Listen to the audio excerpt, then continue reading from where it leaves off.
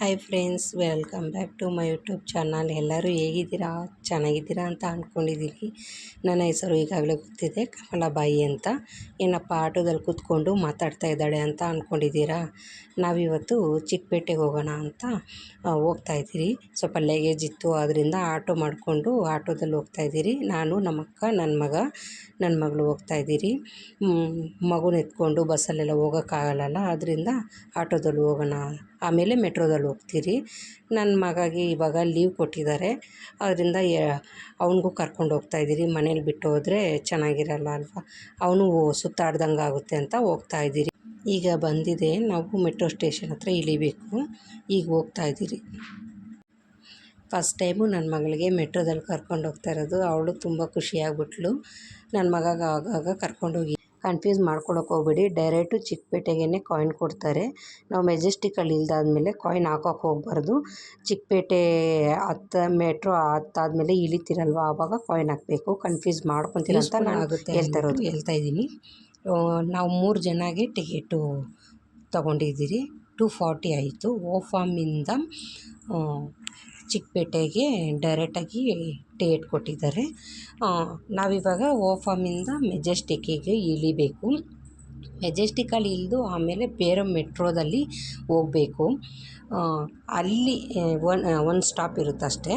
ಯಾರಾದರೂ ಬೇಗ ಹೋಗಬೇಕು ಅಂತ ಅಂದ್ಕೊಂಡಿರೋರು ಮೆಟ್ರೋದಲ್ಲಿ ಹೋಗಿ ತುಂಬ ಬೇಗ ಹೋಗ್ಬೋದು, ಟ್ರಾಫಿಕ್ ಇರಲ್ಲ, ಸ್ವಲ್ಪ ಸುತ್ತಾಡ್ಕೊಂಡು ಬರ್ಬೋದು.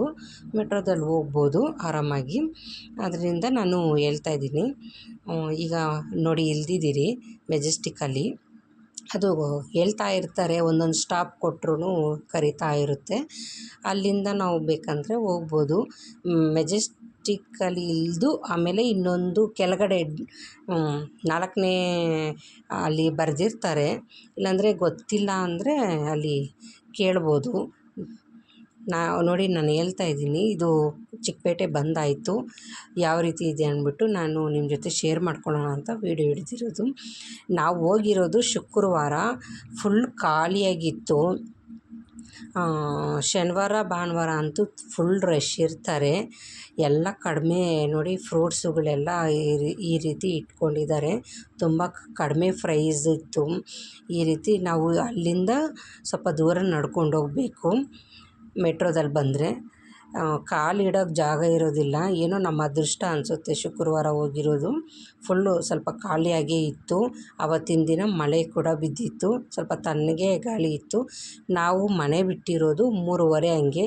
ಮಗುಗೂ ಸ್ವಲ್ಪ ಬಿಸಿಲಿದ್ರೆ ಓಡಾಡೋಕ್ಕಾಗಲ್ಲ ಅಂದ್ಬಿಟ್ಟು ನಾವು ಮನೆಯಲ್ಲೇ ಕರೆಕ್ಟಾಗಿ 3:30 ಹಂಗೆ ಬಿಟ್ಟಿದ್ರಿ. ಸಂಜೆ ಟೈಮಲ್ಲಿ ಬಂದಿರೋದು. ನಾನು ಎಲ್ಲಿ ಪರ್ಚೇಸ್ ಮಾಡೋದು ಅಂತ ಹೇಳ್ತೀನಿ, ಯಾವ ಅಂಗಡಿದಲ್ಲಿ ಅಂದ್ಬಿಟ್ಟು ಕೂಡ ನಾನು ನಿಮ್ಮ ಜೊತೆ ಶೇರ್ ಮಾಡ್ಕೊತೀನಿ. ಅವ್ರ ಅಂಗಡಿಯಲ್ಲಿ ಕ್ವಾಲಿಟಿ ಮಾತ್ರ ಸೂಪರಾಗಿರುತ್ತೆ. ಸ್ಯಾರೀಸು ತುಂಬ ಚೆನ್ನಾಗಿರುತ್ತೆ. ಹೊಸ ಹೊಸ ಕಲೆಕ್ಷನ್ನೇ ತಂದಿರ್ತಾರೆ. ಅದು ಯಾವ ಅಂಗಡಿ ಅಂತ ಕೂಡ ನಾನು ಈ ರೀತಿ ಹೋಗ್ತಾ ಇರ್ತೀರಿ. ಅಲ್ಲಿ ನೋಡಿ, ಇದೆ ಸುದರ್ಶನ್ ಸಿಲ್ಕ್ಸ್ ಅಂದ್ಬಿಟ್ಟು. ಕಾಲಿಡೋಷ್ಟು ಜಾಗ ಇರಲ್ಲ. ಆದರೂ ನೋಡಿ, ಇವತ್ತೇ ನಾನು ಈ ರೀತಿ ವೀಡಿಯೋ ಹಿಡಿತಾ ಇರೋದು. ಎಷ್ಟು ದೊಡ್ಡದು ಅಂಗಡಿ ಅಂದರೆ, ನಾನು ಅಲ್ಲಿ ಹೋಗೋಣ ಅಂದ್ಕೊತೀನ, ಓಡಾಡಿ ಬರೋದಕ್ಕೆ ಸರೋಗುತ್ತೆ. ನಾನು ಪರ್ಚೇಸ್ ಮಾಡೋದು ಇಲ್ಲಿ ಚಿಕ್ಕಪೇಟೆಯಲ್ಲಿ. ನಾನು ಕೂಡ ಸ್ಯಾರಿ ಬಿಸ್ನೆಸ್ ಮಾಡ್ತೀನಲ್ವ. ಇನ್ ಕೇಸ್ ಯಾರಾದರೂ ಸ್ಯಾರಿ ಬಿಸ್ನೆಸ್ ಮಾಡಬೇಕು ಅಂದರೆ ನಾನು ತೋರಿಸೋ ಅಂಗಡಿಗೆ ಹೋಗಿ. ತುಂಬ ಚೆನ್ನಾಗಿರುತ್ತೆ ಕ್ವಾಲಿಟಿ ಮಾತ್ರ ಸ್ಯಾರೀಸು. ನಾನು 4 ವರ್ಷದಿಂದ ಬಿಸ್ನೆಸ್ ಮಾಡ್ತಾಯಿರೋದು. ತುಂಬ ಅಂಗಡಿ ಇರುತ್ತೆ. ಇಲ್ಲಿ ಬನ್ನಿ, ಅಲ್ಲಿ ಬನ್ನಿ ಅಂತ ಕರಿತಾನೆ ಇರ್ತಾರೆ. ನಾವು ಒಂದು ಶಾಪನ್ನ ನಾವು ಇದು ಮಾಡಿಕೊಂಡ್ರೆ ಆವಾಗ ಕ್ವಾಲಿಟಿ ಕೂಡ ಚೆನ್ನಾಗಿ ಇರುತ್ತೆ. ಒಂದು ಸರಿ ನೋಡಿಬಿಟ್ಟು ಆಮೇಲೆ ಇಷ್ಟ ಆದರೆ ನಾವು ಅದೇ ಅಂಗಡಿ ಫಿಕ್ಸ್ ಮಾಡ್ಕೊಬೋದಲ್ವ. ಆದ್ದರಿಂದ ತುಂಬ ಖಾಲಿಯಾಗೇ ಇತ್ತು. ಚಿಕ್ಕಪೇಟೆನ ಇದು ಅನಿಸ್ಬಿಡ್ತು, ಅಷ್ಟು ಖಾಲಿ ಇತ್ತು. ನಾನು ಇದೇ ಫಸ್ಟ್ ಟೈಮು ಇಷ್ಟು ಖಾಲಿ ಇರೋದು ನೋಡ್ತಾ ಇರೋದು. ನಾವು ಆಗಾಗ ಹೋಗ್ತಾ ಇರ್ತೀರಲ್ವ, ಏನು ಕಾಲಿಡೋಕ್ಕೆ ಜಾಗ ಇರಲ್ಲ, ಅಷ್ಟು ರಶ್ ಇರುತ್ತೆ. ನಾವು ಹೋದರೆ ಯಾವಾಗೂ ಭಾನುವಾರ ಇಲ್ಲಾಂದರೆ ಇದರಲ್ಲೂ ಸಾಟರ್ಡೆ ಆ ಥರ ಹೋಗ್ತಾಯಿದ್ರಿ. ಈ ಸರಿ ಫ್ರೈಡೇ ಬಂದಿದ್ರಿ ನಾವು. ಈ ರೀತಿ ಇರುತ್ತೆ. ಯಾವ ಅಂಗಡಿಯಲ್ಲಿ ಸ್ಯಾರಿ ಪರ್ಚೇಸ್ ಮಾಡಬೇಕಂತ ಗೊತ್ತಿರಲ್ಲ.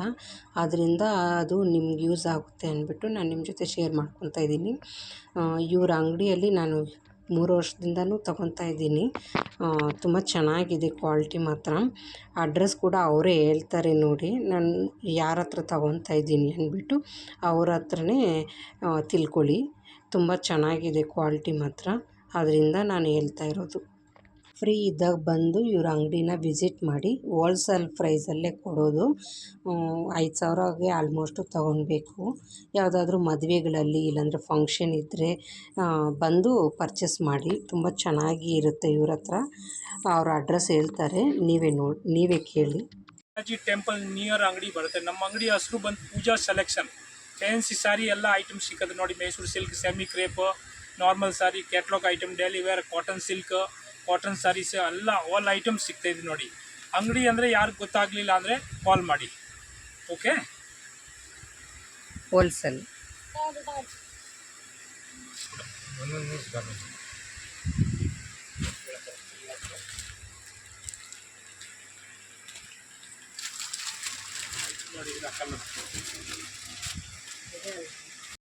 ಪರ್ಚೇಸ್ ಎಲ್ಲ ಆಯಿತು. ಫ್ರೀ ಆದಮೇಲೇ ಬರಬೇಕೇನೋ, ಬೆಳಗ್ಗೆ ಬಂದ್ರೇ ಇಲ್ಲಿ ಆಗೋದು. ಎಷ್ಟು ಅಂಗಡಿ ಸುತ್ತಾಡ್ಬೋದು. ಪರ್ಚೇಸ್ ಎಲ್ಲ ಆಯಿತು. ನಾವು ಇವಾಗ ನಮ್ಮ ಹಸ್ಬೆಂಡು ಹೋಗೋ ಟೈಮಲ್ಲಿ ಮೆಟ್ರೋದಲ್ಲಿ ಹೋಗ್ಬಿಡ್ರಿ, ಬರಬೇಕಾದ್ರೆ ನಾನು ಕರ್ಕೊಂಬರ್ತೀನಿ ಅಂತೇಳಿದರು. ನಮ್ಮ ಯಜಮಾನ್ರು ತುಂಬ ಸಪೋರ್ಟ್ ಮಾಡ್ತಾರೆ ನನಗೆ.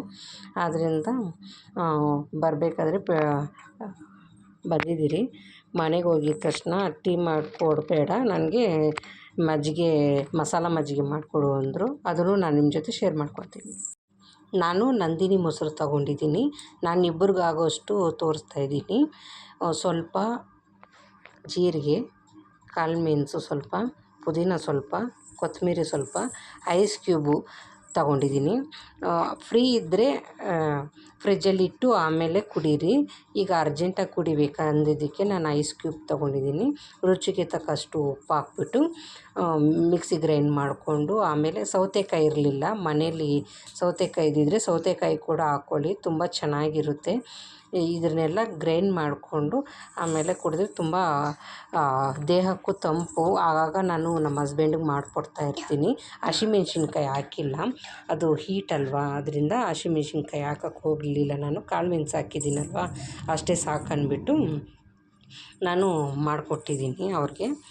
ಸೊ ತುಂಬ ಟೇಸ್ಟಾಗಿರುತ್ತೆ. ಈ ರೀತಿ ಮಸಾಲ ಮಜ್ಜಿಗೆ ಟ್ರೈ ಮಾಡಿ ಮನೆಯಲ್ಲಿ, ಎಲ್ಲರೂ ಇಷ್ಟಪಟ್ಟು ಕುಡಿತಾರೆ. ಮಾಡಾಯಿತು. ನಾನು ಟೇಸ್ಟ್ ಮಾಡಿ ನಿಮ್ಮ ಜೊತೆ ಶೇರ್ ಮಾಡ್ಕೊತೀನಿ ಯಾವ ರೀತಿ ಇದೆ ಅಂದ್ಬಿಟ್ಟು. ನಮ್ಮ ಹಸ್ಬೆಂಡ್ಗೆ ಹೇಳಂದರೆ ಅವರು ಹೇಳಕ್ಕೆ ಹೋಗಲಿಲ್ಲ, ಅದಕ್ಕೆ ನಾನು ನಿಮ್ಗೆ ಹೇಳ್ತಾ ಇದ್ದೀನಿ.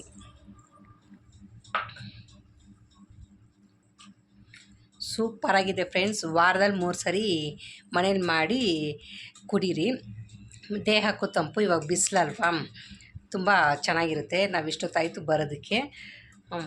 ಇಷ್ಟ ಆಗಿದರೆ ಲೈಕ್ ಮಾಡಿ, ಶೇರ್ ಮಾಡಿ, ಸಬ್ಸ್ಕ್ರೈಬ್ ಮಾಡೋದನ್ನ ಮರಿಬೇಡಿ. ಮತ್ತೆ ನಾನು ಸಿಗ್ತೀನಿ. By friends.